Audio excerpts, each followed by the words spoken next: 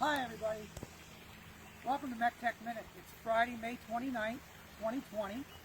I'm Art Thomas with Meck-Tech Engineers, and you know it's a green day today. We're here in Snyder County, and Snyder County went green last night at midnight, and I believe there was a ribbon cutting in downtown Selinsgrove at midnight last night to celebrate all the businesses going back to work. We're standing along Penns Drive in Monroe Township, Snyder County, which is just outside of Selinsgrove. The location is about 2 miles north of the Selinsgrove Airport. Penns Drive is one of the highest volume roads used by residents in and through Monroe Township, and we're the engineers for Monroe Township. And I want to point out the culvert, Tina. This culvert was formerly a 7-foot diameter corrugated metal pipe, 7-foot diameter, and it washed out on July 24th, 2018, and this looked like the Grand Canyon going from where I am down to Penns Creek, which is just on the other side of the road. Quite a washout. We had to close the road July 24th, and we had supervisors meeting that night, and supervisors pointed their finger at me and said, "We want this road back open." So we came out and did field survey. We did design plans.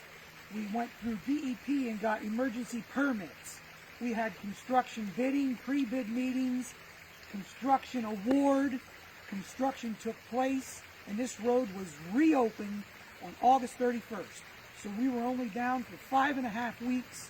We replaced the pipe with a 10-foot wide by 6.5-foot high pipe arch. It's an aluminized corrugated metal pipe arch which should last for more than 50 years. It's 3 pieces of pipe, 24 feet long each, 72 feet long because of the skew angle we're on here to get out to Penns Creek. And we replaced 110 feet of road.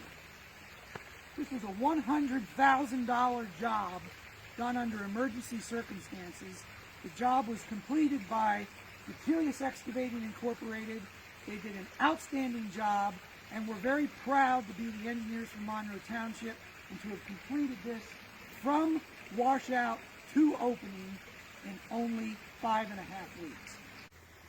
I want to point out to you probably the most important feature of this culvert replacement project to prevent this culvert from washing out again.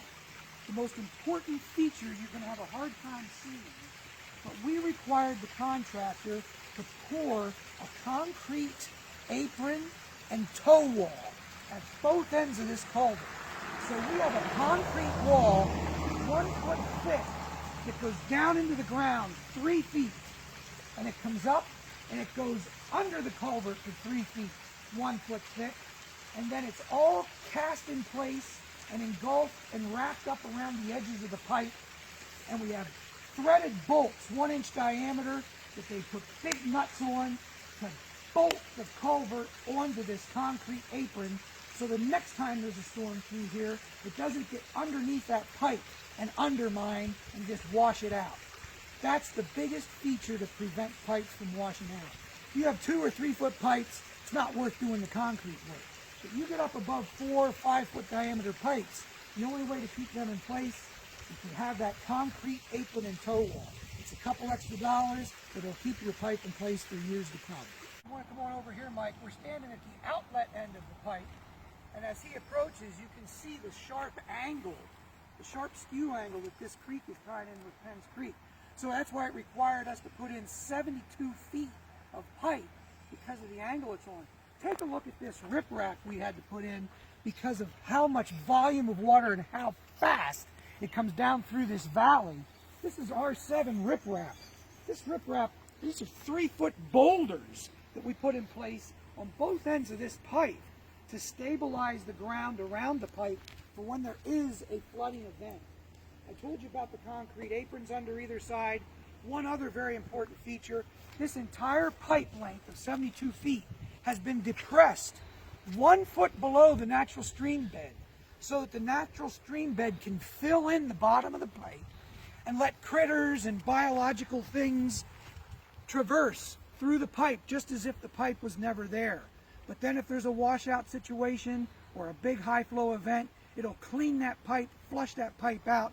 The full pipe capacity will be used and allowed to be there for water. And once again afterwards, the bottom can fill in for the critters and the biology to flow through. Take a real good look at my hair.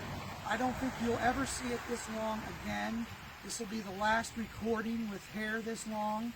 I have my haircut appointment set for 3 o'clock this afternoon, so next time we talk to you, we're going to have some shorter hair.